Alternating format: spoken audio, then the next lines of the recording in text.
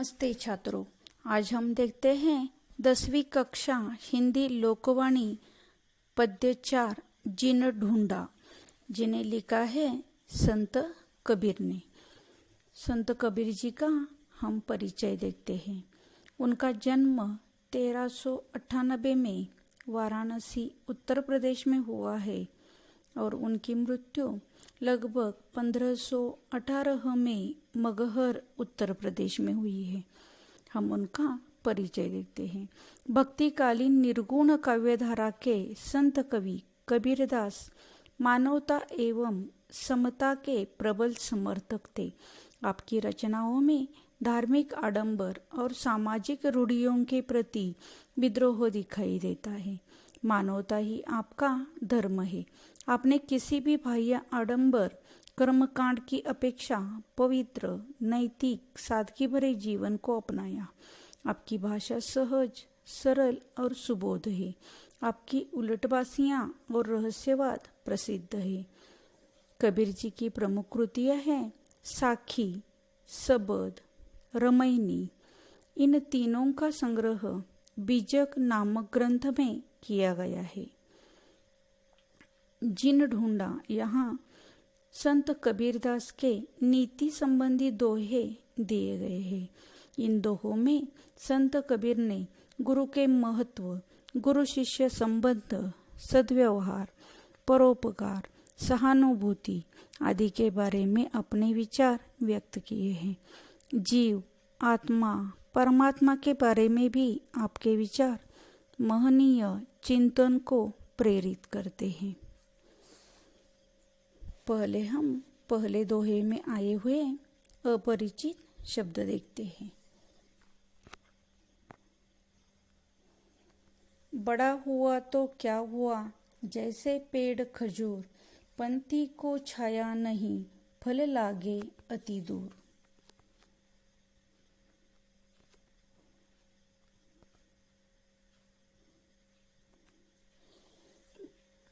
अपरिचित शब्द देखिए। बड़ा यानी धन या विद्या प्राप्त कर बड़ा व्यक्ति होना। खजूर यानी ताड़ की तरह का एक वृक्ष। पंथी यानी पथिक। अति यानी बहुत। अब हम इसका अर्थ देखते हैं। बड़ा हुआ तो क्या हुआ, जैसे पेड़ खजूर, पंथी को छाया नहीं, फल लागे अति दूर। संत कबीर कहते हैं कि धन या विद्या प्राप्त कर बड़ा आदमी हो जाने पर मनुष्य में बड़प्पन भी आना जरूरी है। कोई व्यक्ति बड़ा हो गया है और वह किसी का हित नहीं करता, जो उसके बड़ा होने से कोई लाभ नहीं होता। केवल शरीर से बड़ा होना पर्याप्त नहीं है। खजूर का पेड़ भी बहुत ऊंचा होता है, पर न तो राहगीरों को उसकी छाया का लाभ मिलता है और न ही उसके फल वे चख पाते हैं, क्योंकि वे बहुत ऊपर लगे होते हैं। बड़प्पन तो इसमें है कि आपके बड़े होने का औरों को लाभ मिले। अब हम दूसरा दोहा देखते हैं।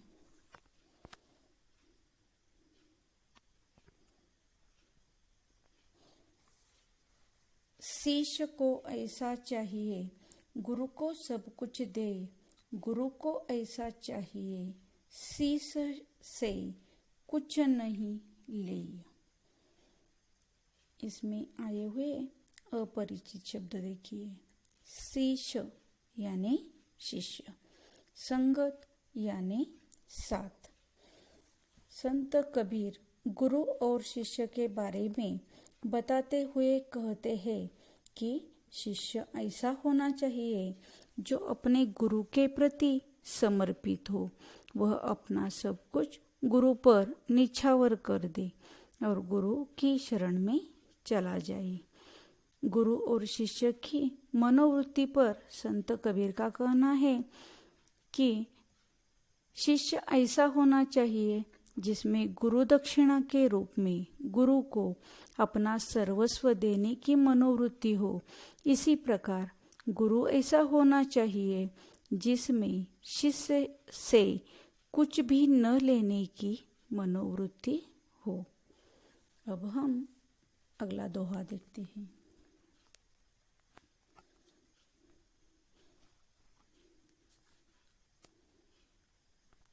कबीरा संगत साधु की, जो गंधी की बास, जो कुछ गंधी दे नहीं तो भी बास सुवास।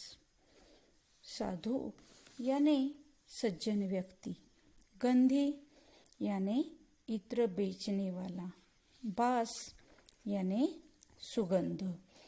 यहाँ पर कबीर कहते हैं कि मनुष्य को सदा सज्जन व्यक्तियों का साथ करना चाहिए। वे कहते हैं कि सज्जन व्यक्ति का साथ इत्र बेचने वाले व्यक्ति की तरह होता है। इत्र बेचने वाला हमें कुछ दे या न दे, फिर भी उसके पास रहने से सुगंध मिलती ही है। उसी प्रकार सज्जन व्यक्ति के साथ रहने पर चाहे कुछ मिले या न मिले, पर उससे अच्छी बातें सीखने को अवश्य मिलती है।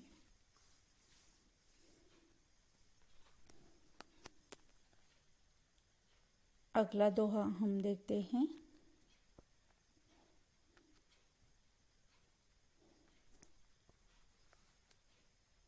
दुर्बल कौन सताइए, जाकी मोटी हाय, बिना जीव की श्वास से लोह भस्म हवे जाए। इसमें आए हुए अपरिचित शब्द हम देखते हैं।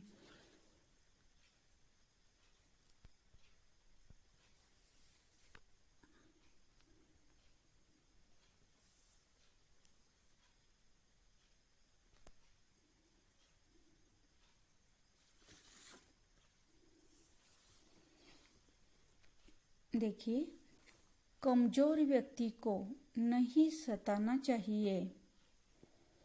उनकी बददुआ बड़ी असरदार होती है।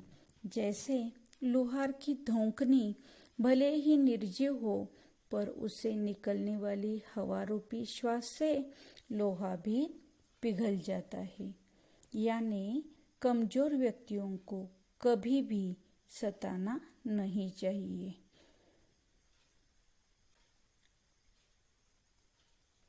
क्योंकि इन व्यक्तियों की आह में बहुत शक्ति होती है। ऐसे व्यक्तियों को सताने पर उनकी आह लगती है, जो बहुत खतरनाक होती है। इसका दृष्टांत देते हुए वे कहते हैं कि लोहार की धौंकनी मरे हुए जानवर की खाल से बनी हुई निर्जीव होती है, पर उसकी सांस यानी आह से प्रज्वलित अग्नि लोहे को भस्म कर देती है। अगला दोहा हम देखते हैं। गुरु कुम्हार शीश कुंभ है, गड़गड़ काढ़े खोट, अंतर हाथ सहार दे, बाहर बाहे चोट। अब इसमें आए हुए अपरिचित शब्द हम देखते हैं।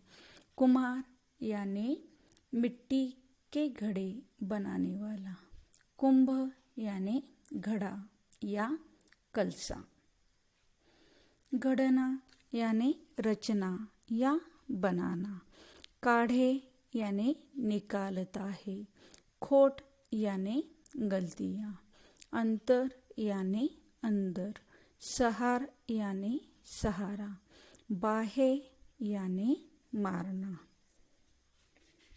यानी संत कबीर जी यहाँ पर कहते हैं गुरु अपने शिष्य को किस प्रकार गढ़कर सुधर बनाता है। इसका उदाहरण देते हुए संत कबीर कहते हैं कि गुरु कुम्हार के समान होता है, उसका शिष्य मिट्टी के कच्चे घड़े की तरह होता है। गुरु कुम्हार की भांति अपने शिष्य रूपी घड़े के दोषों को ढूंढ ढूंढ कर निकालता है, जैसे कुम्हार घड़े के भीतर से हाथ का सहारा देकर उसको सुधारने के लिए उस पर बाहर से चोट करता है। उसी प्रकार शिष्य के दोषों को यानी दुर्गुणों को दूर करने के लिए गुरु बाहर से कठोर वचनों की चोट करता है, परंतु शिष्य को हृदय से अपना कृपारूपी सहारा प्रदान करता है।